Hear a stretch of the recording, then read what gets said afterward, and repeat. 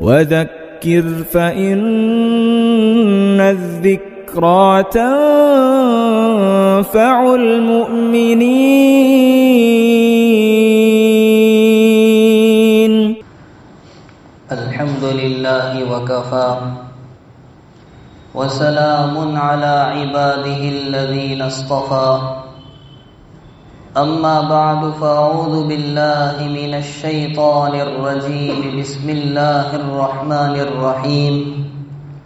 يا أيها الذين آمنوا اتقوا الله حق تقاته ولا تموتن إلا وأنتم مسلمون. صدق الله العظيم.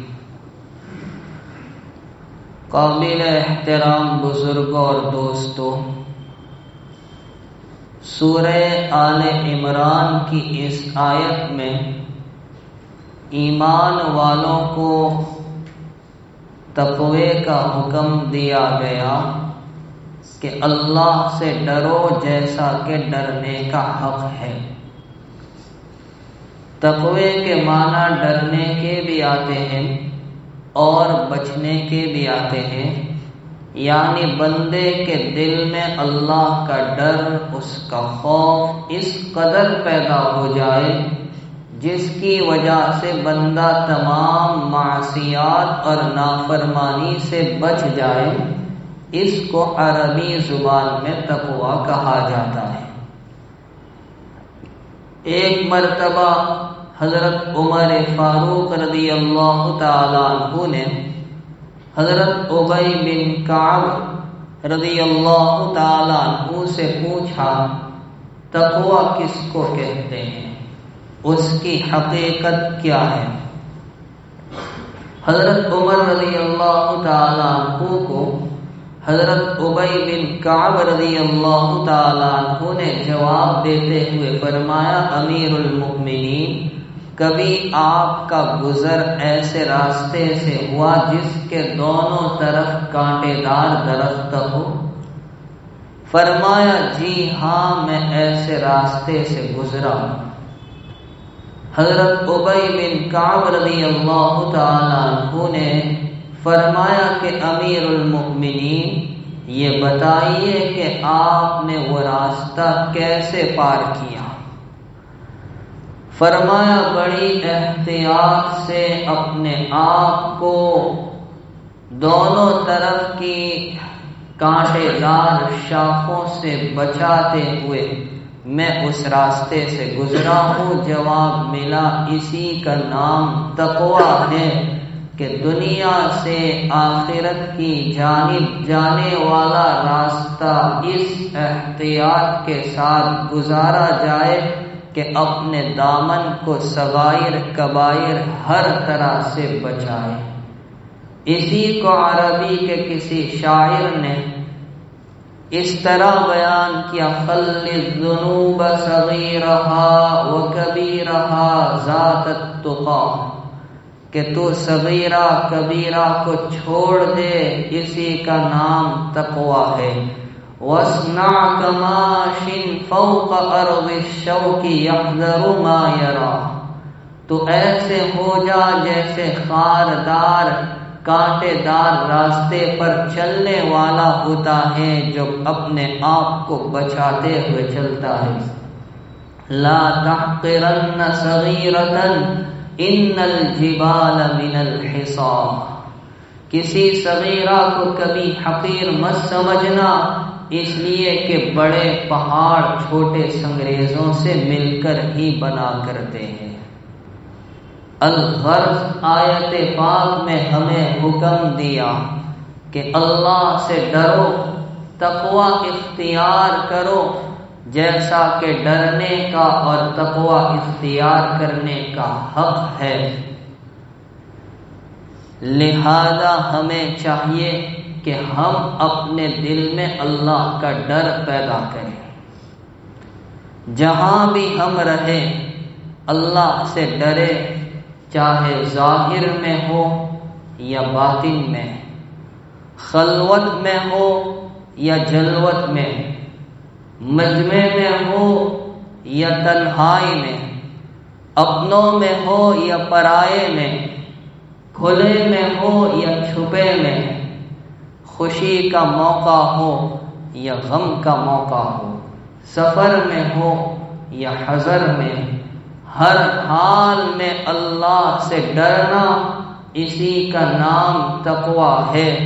آج ہماری کیفیت بدل گئی، ہمارا حال بدل گیا کہ ظاہر میں اور مجمع میں تو ہم نے شرافت کا لباس پہنا ہے، لیکن جب ہم خلوت میں ہوتے ہیں، تنہائی میں ہوتے ہیں، اکیلے میں ہوتے ہیں، اپنے نفس سے پوچھئے کہ ہم کیا کیا کرتوت کرتے ہیں، ہم کن کن گناہوں میں مبتلا ہیں، ہماری تنہائیاں، ہماری خلوتیں پاک نہیں۔ تو آج کی اس مجلس میں ہم یہی سمجھیں گے کہ خلوت میں، تنہائی میں گناہ کے کیا نقصانات ہیں اور اس سے کیسے بچا جائے، اس پر کیا وعیدیں آئی ہیں۔ سب سے پہلے تو ہم دو حدیث سمجھے جس میں جناب رسول اکرم صلی اللہ تعالی علیہ وسلم نے اللہ سے ڈرنے کا حکم دیا، خصوصاً تنہائی میں ڈرنے کا حکم۔ صاحب مشکات نے حدیث نقل کی ہے، حضرت ابو ہریرہ رضی اللہ تعالیٰ عنہ سے روایت ہے، جناب رسول اکرم صلی اللہ تعالی علیہ وسلم ارشاد فرماتے ہیں، ثلاث منجیات و ثلاث مہلکات، تین چیزیں نجات دینے والی ہے، تین چیزیں ہلاک کرنے والی ہے۔ نجات دینے والی تین چیزیں کون سی؟ پیارے آقا فرماتے ہیں، اما المنجیات فتقوی اللہ فی السر والعلانیہ، پہلے ہی نمبر پر فرمایا کہ اگر تم واقعی نجات چاہتے ہو، دنیاوی اعتبار سے بھی اخروی اعتبار سے بھی، تو اللہ سے ڈرنے کو لازم پکڑو، فی السر، اس کو پہلے لائے خلوت میں، والعلانیہ اور جلوت میں، تنہائی میں اور مجمع میں۔ اور دوسری حدیث جو حضرت ابو ذر غفاری رضی اللہ تعالی عنہ سے مروی ہے، جناب رسول اکرم صلی اللہ علیہ وسلم نے انہیں تین نصیحتیں کی تھی، جن میں پہلی نصیحت کرتے ہوئے آقا نے فرمایا تھا، اتق اللہ حیثما کنت، کہ ابو ذر تم اللہ سے ڈرو جہاں بھی تم رہو، چاہے تم مجمع میں ہو یا تنہائی میں ہو، خلوت میں ہو، جلوت میں ہو، ظاہری حالت ہو یا باطنی حالت ہو، سفر میں ہو یا حضر میں، چھپے میں ہو، کھلے میں ہو، خوشی کا موقع ہو یا غمی کا، ہر حال میں اللہ کے ڈر کو لازم پکڑو۔ آج ہماری تنہائیاں، ہماری خلوتیں پاک نہیں، جس کے بہت سے مفاسد اور نقصانات ہم دیکھتے ہیں۔ ذرا مختصراً سمجھے کہ تنہائی کے گناہ کا وبال کیا ہے، تنہائی کے گناہ کے نقصانات کیا ہے۔ پہلا نقصان نیکیوں کا برباد ہونا، نیکیوں کا مٹ جانا۔ ابن ماجہ شریف کی روایت ہے، حضرت ثوبان رضی اللہ تعالیٰ عنہ سے منقول ہے، رسول خدا صلی اللہ تعالیٰ علیہ وسلم نے ارشاد فرمایا، میری امت میں کچھ لوگ ہوں گے جو قیامت کے دن تہامہ کے پہاڑوں کے برابر یعنی ڈھیر ساری نیکیاں لے کر آئیں گے، لیکن اللہ جل جلالہ ان کی نیکیوں کو فضا میں اڑا کر راکھ کی طرح بنا دے گا۔ راوی کہتے ہیں، ہم نے نبی کریم صلی اللہ علیہ وسلم سے عرض کیا، پیارے آقا آپ بتا دیجئے کہ وہ کون لوگ ہوں گے تاکہ لا علمی اور جہالت کی بنا پر کہیں ہم ان میں شامل نہ ہو جائے۔ ارشاد فرمایا وہ تمہارے اپنے لوگ ہوں گے، تمہاری قوم میں سے، تمہاری برادری میں سے ہوں گے، اور جس طرح تم راتوں کو عبادت کرتے ہو وہ بھی عبادت کریں گے، لیکن جب وہ تنہائی میں ہوں گے تو حرام کاموں کا ارتکاب کریں گے۔ یہی وہ لوگ ہیں جن کے بارے میں فرمایا ان کی نیکیوں کو راکھ کی طرح اڑا دیا جائے گا۔ اللہ حفاظت فرمائے۔ یہ پہلا وبال نیکیوں کا برباد ہونا۔ دوسرا وبال تنہائی میں گناہ کا دوسرا نقصان ہے قبر کا عذاب۔ ایک جلیل القدر تابعی ہے سیدنا ابراہیم نخعی رحمت اللہ علیہ، وہ کہتے ہیں کہ میں موت کو اور موت کے بعد کی بوسیدہ ہو جانے والی زندگی کو یاد کرنے کے لیے قبرستان بکثرت آیا جایا کرتا تھا۔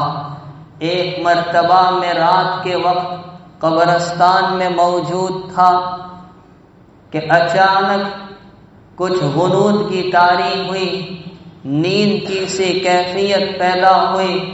میں نے اس حالت میں ایک خواب دیکھا کہ ایک قبر کھلی ہے، ایک مردہ لیٹا ہے، عذاب کے فرشتے کھڑے ہیں اور آگ کی ایک زنجیر دیتے ہوئے کہہ رہے کہ اس کو اس کے منہ سے ڈال کر پاخانے کے مقام سے نکالو۔ وہ کہتا ہے پروردگار، کیا میں تیرے کلام کی تلاوت نہیں کرتا تھا؟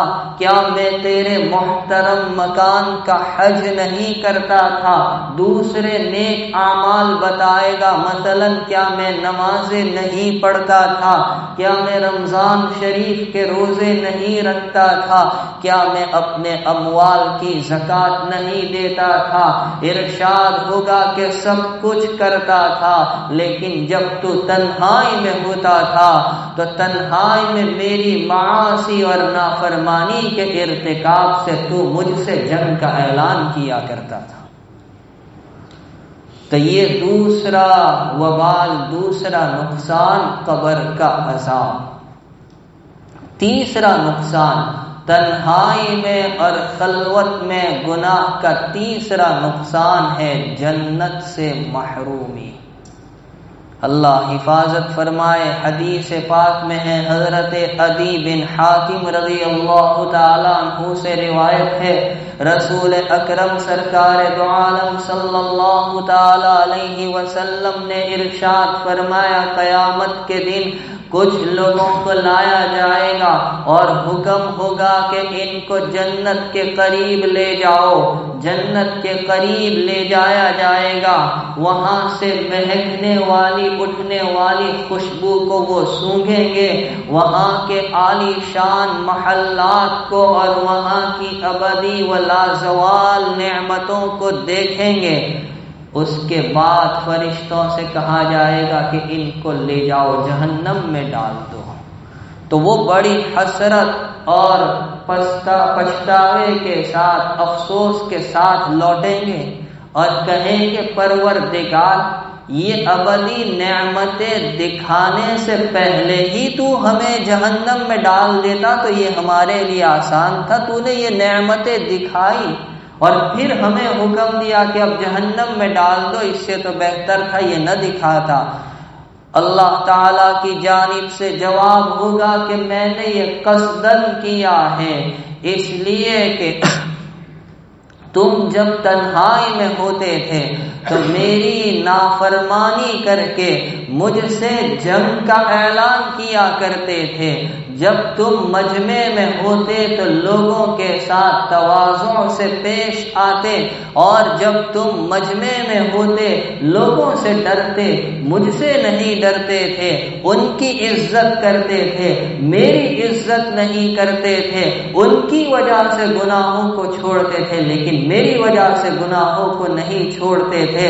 اس طرح تم نے مجھ سے جنگ کا اعلان کر رکھا تھا، اسی لیے میں نے حکم دیا ان کو جنت کے قریب لے جاؤ اور پھر وہاں سے ان کو مایوسی کے ساتھ لوٹا کر جہنم میں ڈال دو۔ یہ تین بڑے نقصان ہیں، نیکیوں کا برباد ہونا اور قبر کا عذاب اور اس طرح سے جنت سے محرومی۔ اب سوال یہ ہوتا ہے کہ تنہائی کے، خلوت کے یہ جو گناہ ہے، ان گناہوں سے، ان نقصانات سے اور ان پر آنے والے عذاب اور وعیدوں سے ہم کیسے بچنے کی شکل کیا ہے؟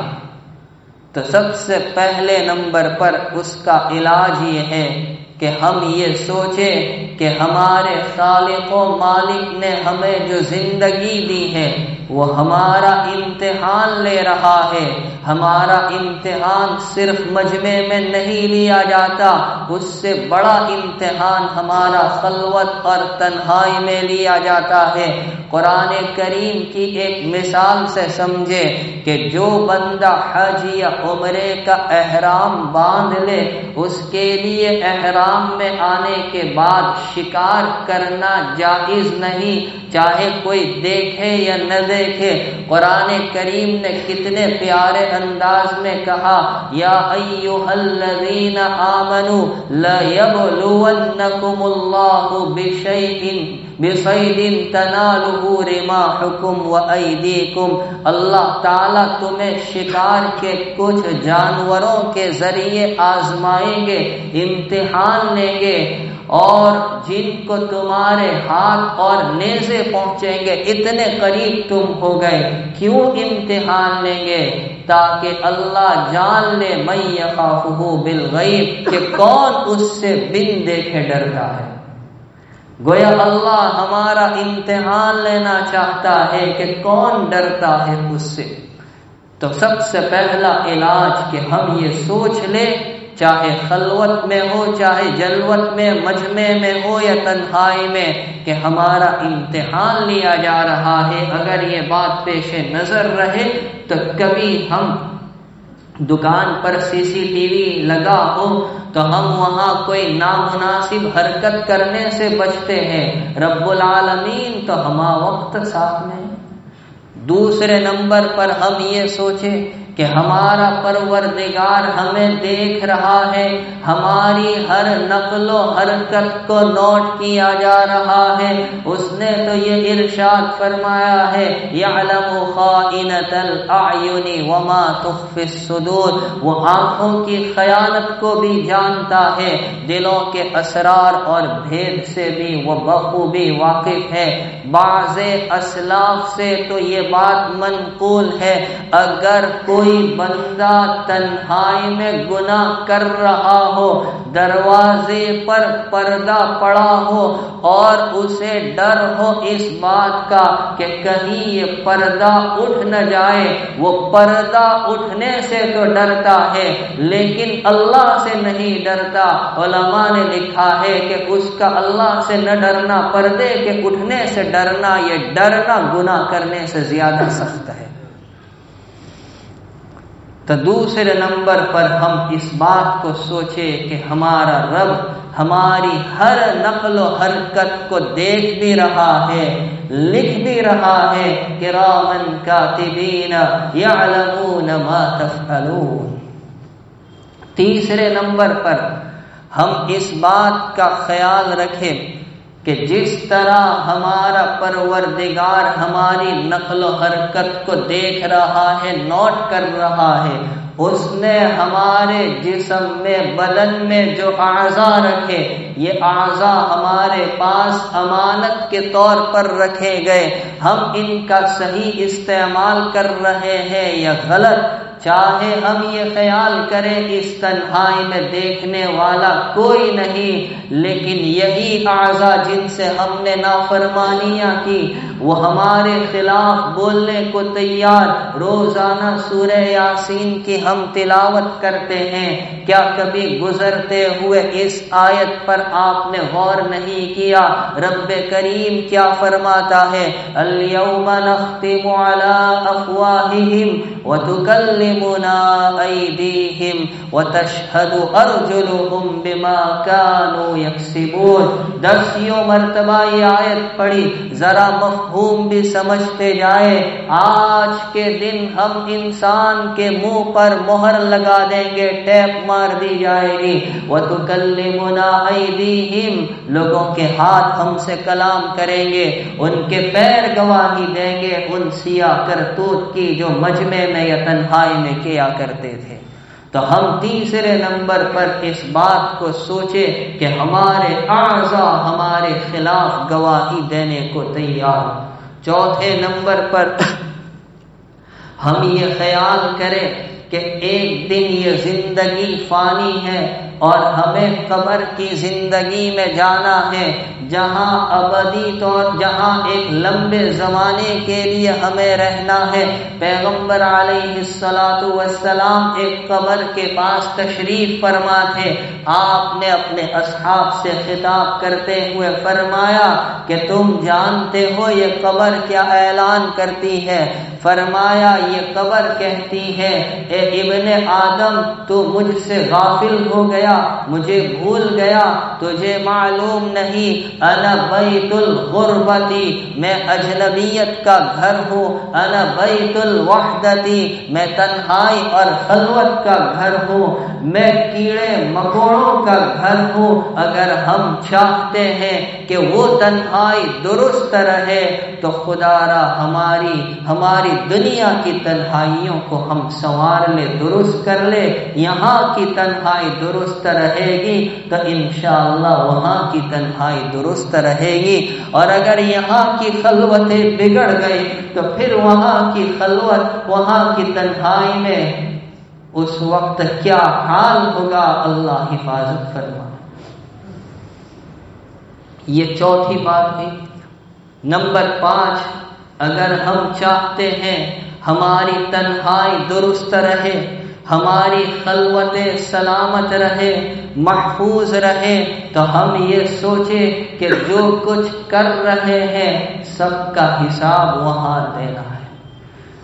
ترمذی شریف کی روایت میں ہے، جناب رسول اکرم صلی اللہ علیہ وسلم نے فرمایا لا تزول قدم ابن آدم یوم القیامت عند ربه حتى يسأل عن 5. بنی آدم کے قدم رب العالمین کے سامنے سے اس وقت تک ہٹ نہیں سکتے، ٹل نہیں سکتے جب تک 5 چیزوں کے بارے میں سوال نہ ہو. ان میں 2 سوال شروع کے غور کیجئے. اللہ کے نبی علیہ السلام فرماتے عن عمرہ فیما افنا، تو نے اپنی زندگی کہاں فنا کی؟ ہم نے تجھے 60 سال کی، 70 سال کی، 80 سال کی زندگی دی تھی، انہیں کہاں کھپایا؟ انہیں ہماری اطاعت کے کام میں استعمال کیا یا معاصی اور نافرمانی میں؟ دوسرا سوال ہوگا وعن شبابہ فیما ابلا، اپنی جوانی کو کہاں برباد کیا؟ تو آج جو ہم جوانی کے جوش میں اڑے جا رہے ہیں اور یہ خیال کرتے کہ کون دیکھنے والا، لوگوں کی طعنے سے ہم بالکل بے فکر ہو چکے ہیں. یہ ہماری غلط فہمی ہے. ایک ایک چیز کا ہمیں جواب دینا ہوگا اور ہمارے پاس اس کے لیے کوئی تیاری کے اسباب نہیں ہے. نمبر 6، اگر ہم چاہتے ہیں ہماری تنہائی سلامت رہے تو تنہائی میں گناہ کے بجائے اللہ سے ڈرنے اور اس کے سامنے رونے، آنسو بہانے کی عادت ڈالے. امام بخاری رحمت اللہ علیہ نے روایت نقل کی ہے، کل قیامت میں جب نفسی نفسی کا عالم ہوگا، لوگ اپنے اپنے عمل کے اعتبار سے پسینے میں ڈوبے ہوں گے. جن 7 خوش نصیب بندوں کو عرش الہی کا سایہ ملے گا، ان میں سے شروع کے میں 6 نہیں بتلا رہا ہوں، نمبر 7 پر نبی کریم صلی اللہ علیہ وسلم نے فرمایا وَرَجُلٌ ذَكَرَ اللَّهَ خَالِيًا فَفَاضَتْ عَيْنَاهُ، وہ آدمی جو تنہائی میں اللہ کو یاد کرے اور تنہائی میں اللہ کو یاد کر کے آنسو بہائے۔ ذرا ہم سوچے، خیال کریں، ہماری تنہائی اللہ کی یاد میں گزر رہی ہے یا اللہ کی نافرمانی میں گزر رہی ہے؟ اسی طرح ہم اس حدیث کو اپنے پیش نظر رکھیں۔ حضور پاک صلی اللہ علیہ وسلم نے کیا فرمایا؟ اغتنم خمسا قبل خمس، 5 چیزوں کو غنیمت جان لو 5 چیزوں سے پہلے۔